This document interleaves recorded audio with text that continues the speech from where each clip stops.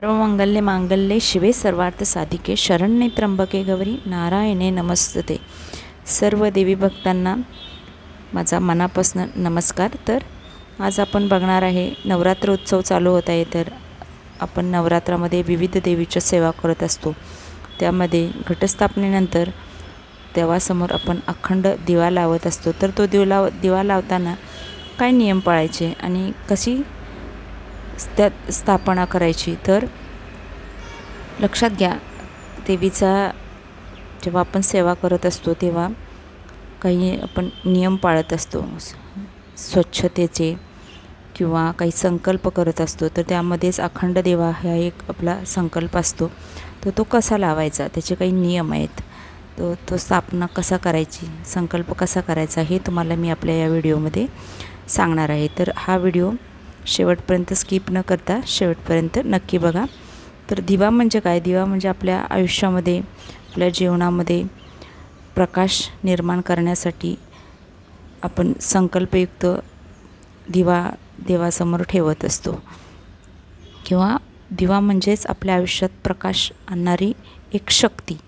तर तो दिवा कसा लावायचा?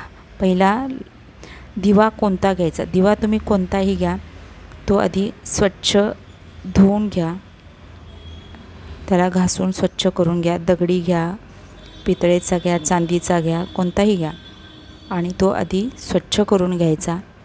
त्यानंतर 1.25 हात वात त्यासाठी आपण घ्यायची आहे। दिवा जिथे ठेवणार आहे आपण ती जागा स्वच्छ करून घ्यायची, आणि तिथे विधिवत तांदळाचा कमळ काढून त्यानंतर त्याच्यावरती आपल्याला दिवा स्थापन करायचा आहे। तर तो शक्यतो स्वच्छ असावा, 1.25 हात वात असावी त्याच्यामध्ये। आणि दिव्यासाठी लागणारं तेल हे वेगळंच ठेवावं। म्हणजे दिव्यासाठी मी तर नवरात्रामध्ये 9 दिवस तिळाचं तेल वापरत असते। तर तो दिवा स्वच्छ करून वेगळा ठेवावा।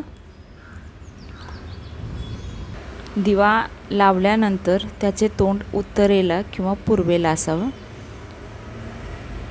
तर दिवा स्थापन कसा करायचा? त्यासाठी एक चौरंग घ्यायचा, त्यावरती लाल कापड हतरायचं, आणि त्या कापडावरती तांदळाचे अष्टकमल काढायचे, आणि ओम श्री दीपदेवस्ताय नमः गंधाक्षता पुष्प समर्पयामी असे म्हणून दिव्याची स्थापना करायची आहे। आणि हा 9 दिवस आपल्याला दिवा सांभाळायचा आहे। दिवा घरात चालू असताना नवरात्रामध्ये एक तरी सदस्य आपल्या घरातला घरी असावा, ह्याची काळजी घ्यायची।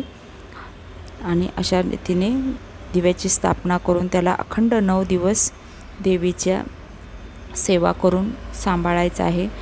आई भगवती आपल्या आयुष्यात नक्की एखादी अडचण असेल, संकट असेल तर नक्की दूर करेल। तर अशा रीतीने हा संकल्पयुक्त दिवा आपण देवासमोर लावू शकता। सर्व मंगल्ये मांगल्ये शिवे सर्वार्थ साधिके शरण्ये त्र्यंबके गौरी नारायणे नमस्तुते। श्री स्वामी समर्थ। जय जय स्वामी समर्थ।